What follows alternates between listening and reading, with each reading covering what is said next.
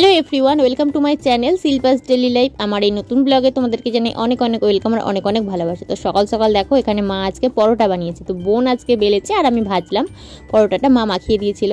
তো এখানে দেখো চা নিয়ে বসে গেছি। আজকে আমাদের স্কুলে ভেঙে গেছে সব, ওই জন্য খিচুড়ি শুরু দিয়ে দেয়। খিচুড়ি আজকে দিয়েছে? হ্যাঁ আজকে দিয়েছে।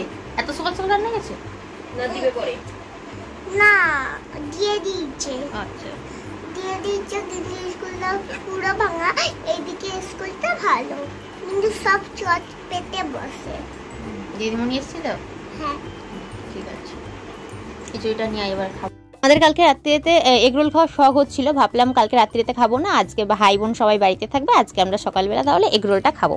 তো সেই অনুযায়ী এগরোলটা সকালে বানানো হয়েছে। আর এখানে আমরা মানে সাজিয়ে নিচ্ছি আর কি, শসা, তারপর পেঁয়াজ কুচি, লঙ্কা কুচি, আর একটু সর্ষের সস, আর একটু টমেটোর সস, আর একটু লেবুর রস দিয়ে ভালোভাবে বানিয়ে নিচ্ছি সবার জন্য।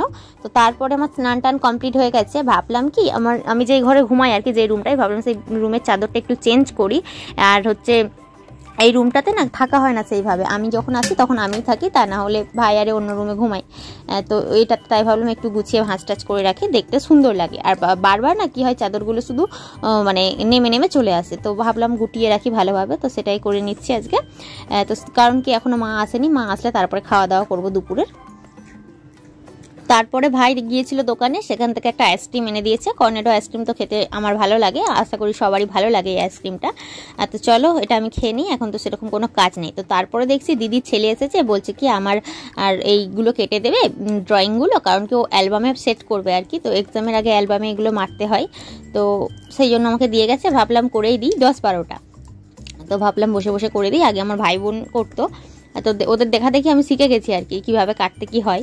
তো সেই জন্য আমি ওটা করে দিচ্ছি। পুরে কি খাওয়া দাওয়া হয়েছে সেটা তোমাদের সাথে শেয়ার করা হয়নি। সন্ধ্যাবেলা আজকেও ওই শসা চানাচুর টানাচুর দিয়ে মুড়ি মাখিয়ে খেয়ে নিচ্ছি।